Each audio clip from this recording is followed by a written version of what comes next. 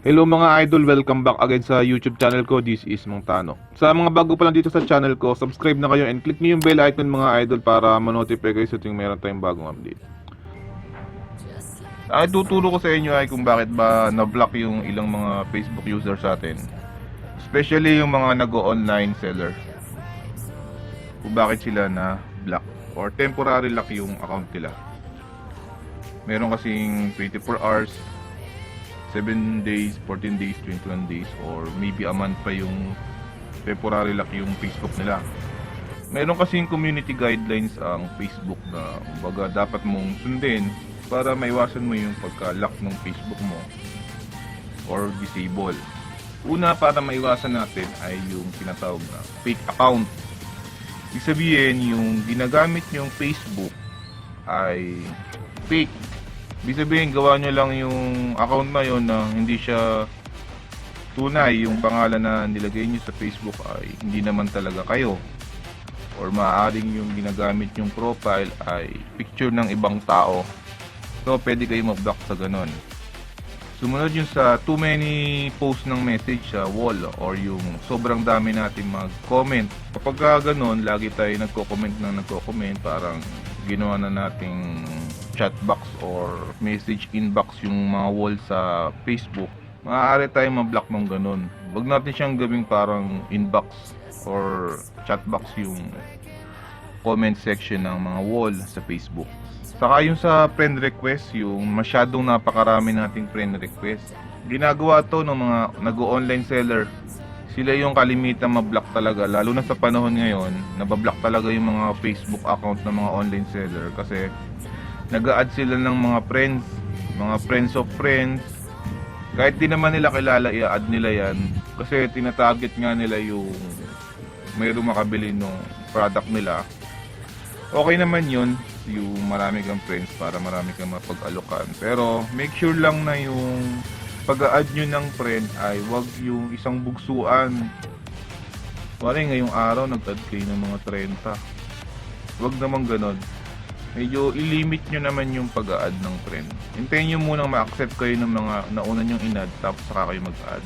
Pag kasi masyadong maraming pending friend request, medyo maghihinala na yung system ni Facebook sa gano'n na para kasing robot kayo, add kayo ng add ng friend. Ngayon, medyo kailangan antayin nyo munang ma-accept kayo ng mga nauna nyong in-add. Tapos yung identical post, syempre pagka online seller ka, yung mga pinopost mo, halos yung na-post mo na dati, ipopost mo ulit kasi para lumita uli yung mga post nyo, yung ulit nyo lang yung post. Sa ganon, makikita ni Facebook yun na parang na-post nyo na to at tapos popost mo ulit. Mali yung ganon kasi makikita yun ni Facebook talaga. Pwede nyo yun gawin, baguhin nyo yung picture or yung ilang text, baguhin nyo, or yung description ng post nyo, baguhin nyo. Saka kung maaari, iwasan nyo gumamit ng picture na galing sa Google na de-detect nila yan. Saka yung gumagamit ng auto-liker, Facebook auto-liker, iwasan nyo na lang din yan kasi pwede kayong ma-lock. Pwedeng ma-lock yung Facebook nyo talaga. Then saka isa pa sa reason kung bakit natin temporary lock yung Facebook ay may nag-a-attempt na pasukin yung account nyo or gamitin yung account nyo.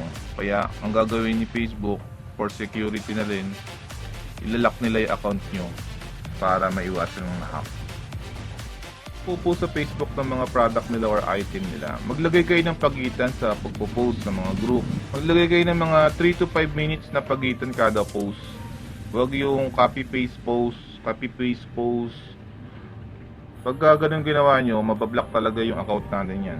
Kailangan mayroon 3 to 5 minutes na pagitan kada post. Okay, yun lang yung payo ko sa mga nagpo-post ng mga products nila.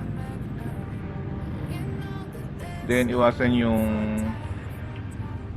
PM. Napakaraming PM. Mabablock tayo ng ganyan, no? PM.